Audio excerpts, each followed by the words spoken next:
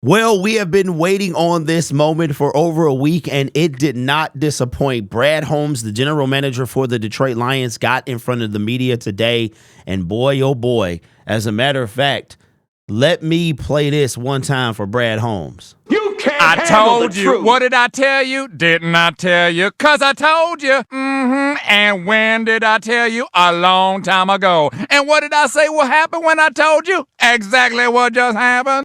Brad Holmes was keeping receipts and cooking folks today, and it was very entertaining to see. I just imagine myself in the crowd getting cooked as well. Man, so I tell you what, maybe I do belong in the credentialed media because Brad Holmes will keep all them receipts and call me out at the end of the year.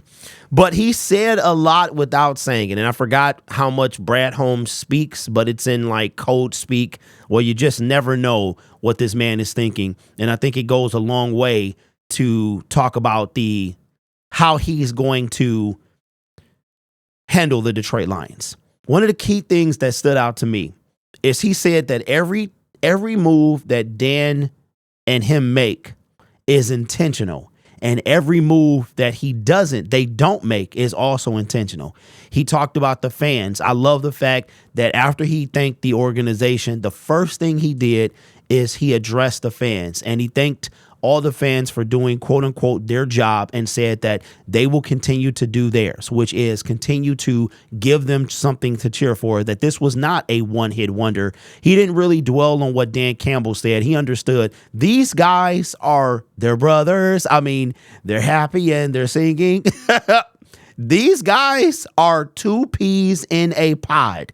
I could not imagine Dan Campbell without Brad Holmes and Brad Holmes without Dan Campbell. They talk about how much they are joined at the hip. It's like this person speaks. If Dan speaks, he's speaking for Brad. If Brad speaks, he's speaking for Dan. And it was just, it's something to see. So he talked about that. Then he went on to absolutely cook the media. He started with Carlos Monarez, which everybody knows. This guy, I don't even know how he has a job with the Detroit Free Press. How his number one job it's either the news or the Free Press, is to critique. And every single move that the Lions make is negative. Every single move, right?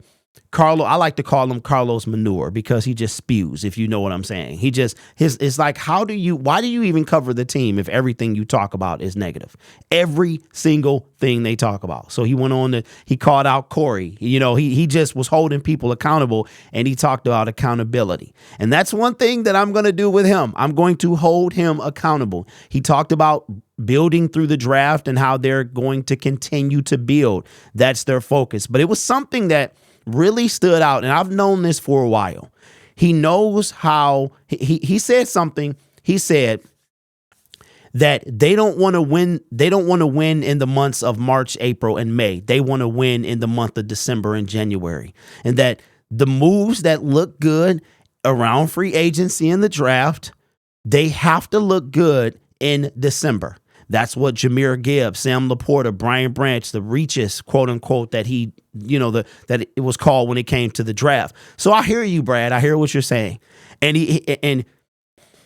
he understands the nature of the media about, making content for clicks, big names and such like that. The Neil Hunters, the Brian Burns, the Josh Allens, those guys. While they might get the clicks because they are names that people want to talk about, he understands that and he respects that.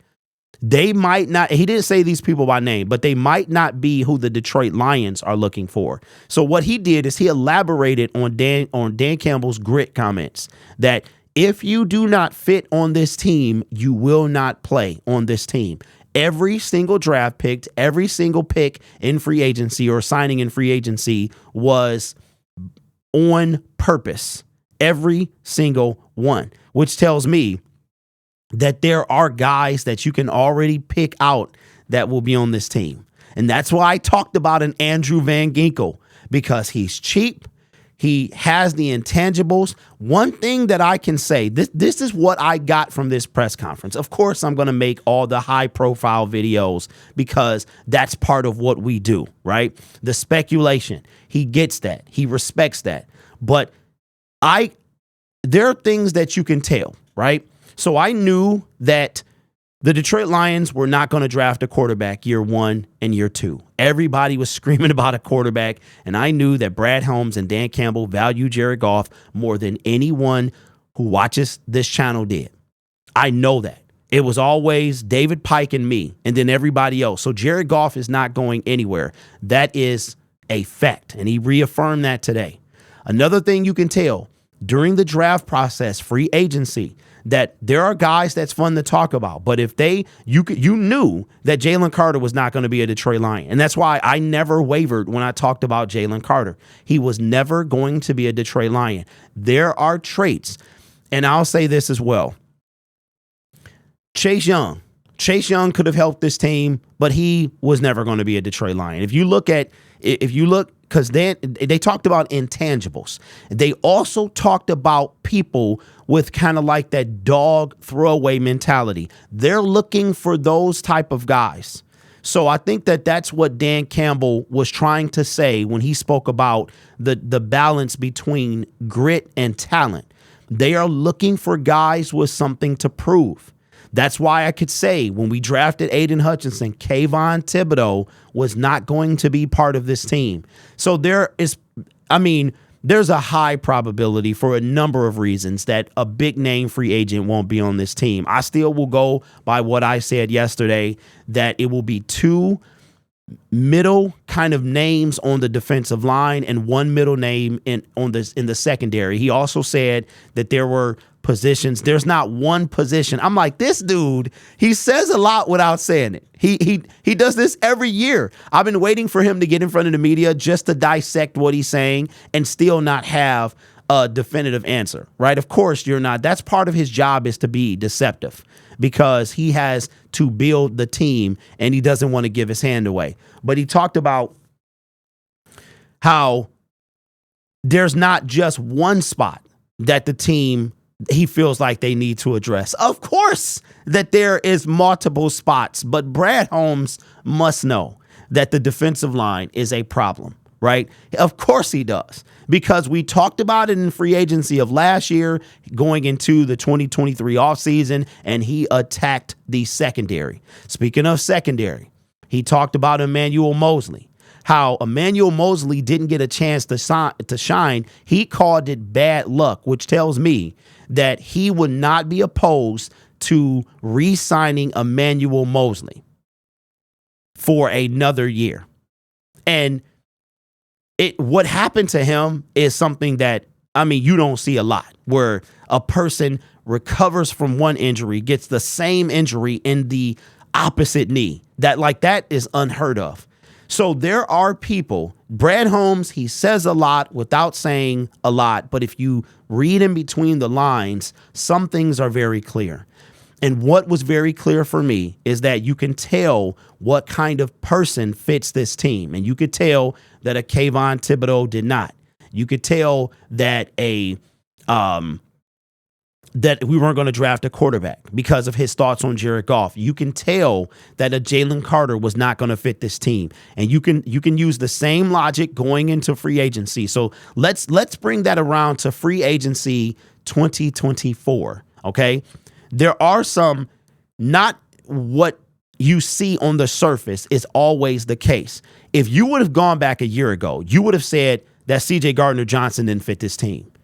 Right? You would have said that because of what Dan Campbell was looking for. So that's another thing, too. He can say these things, but we don't know what these guys are like under the surface. I think there are dead giveaways such as Jalen Carter, Kayvon Thibodeau, and things like that will be dead giveaways that this is not a guy that they're going to go after. But when it comes to free agency, Brad Holmes has toted the line between, it's kind of crazy, between real superstar players, spending a bunch of money on them, and getting guys that want and if you look at the DJ Charks of the world, the C.J. Gardner-Johnson, he had something to prove. If you remember back to free agency, Brad Holmes swooped in there. He swooped in there when Philadelphia was playing with him. They were playing with C.J. Gardner-Johnson. They chose to re-sign James Bradbury. They chose to put C.J. on the back burner, and Brad Holmes was right there waiting for the opportunity. So He says a lot without saying a lot, but you got to read in between the lines. I still don't believe that there isn't a big name guy that doesn't fit the intangibles that Brad and Dan are looking for. I still believe that there is a guy out there that's like that. But I will say that it's more likely that a Andrew Van Ginkel and AJ Epinesa look for somebody when we're talking about free agency in the draft. We're going to look for people with, and now I understand a bunch of his prove it deals. Brad Holmes is very high on prove it deals because you have to prove. He said something too. He said, you are not going to be given anything here. You're going to work for everything. So that also tells me that theoretically, a guy like Danielle Hunter, if you're holding out, he's not going to sign you. And that's why I was thinking that St. Brown, there's no way St. Brown is going to hold out. There's no way that the Detroit Lions are going to get to that point with Amon-Ra St. Brown. So if you hold out, you probably will not be a Detroit Lion. So that means that Chris Jones probably, will I make a video? Yeah. Danielle Hunter? Yeah. People who hold out, there are patterns that Brad and Dan follow. And it's very likely that if you are a holdout kind of guy, you're not going to be on the Detroit Lions. You have to be about the team. You have to be, those guys feel entitled, and he doesn't want them on the team. So anyway, a lot of nuggets, man. I forgot how kind of undercover he is. He says a lot without saying anything. But then again, there are little nuggets in there that you can piece out and you can form some type of conclusion. But I also love how he respects the hustle of the media and stuff like that. But he also, for the first time that I've seen, had receipts. You could tell this guy was eager to get up there. He thanked Sheila and ownership and the organization. He thanked the fans, and then he proceeded to destroy some Dave Burkett, Carlos Monarrez, and those guys. So anyway, this was a longer video, man. I appreciate you guys. I've been waiting on this for a lot. I'm still going to say the same thing. One thing I can say about Brad is that if he sees an area of weakness, he will address it. And I truly believe, you talk about trusting in Brad Holmes. I believe that Brad is going to address the pass rush because his hands are not as tight as they were. He addressed the secondary last year. It didn't work out the way they wanted it to due to injury. And now I think he's going to do the same thing. And I think we're going to see, we might not see that big agent free name, but I think we're going to see a guy that's going to be a dog, and where he might be a dog with a bone, and we might get 2 or 3 of them, 2 in free agency, 1 in the draft. And I think together, like Captain Planet, by their powers combining. He also mentioned, and I was going to wrap the video up, but this got me thinking. He also mentioned, and he says so much without saying it. He says that a lot of people, they talk about pairing guys, that's all we've been talking about all offseason is how Hutch, we need to pair somebody with Hutch. We need to pair somebody with Cam Sutton. We need to pair this guy. We need to pair somebody with Aleem McNeil in the middle. And he said, kind of like we do and we don't at the same time. He said, that would be great. So it's so many things that he says that you don't know what this guy is going to do. But I think that his track record shows the majority of how he's going to work. And I think this year is going to really set the bar for free agency going forward. I don't think, even though we might have more money after this season, I don't think that it's going to be,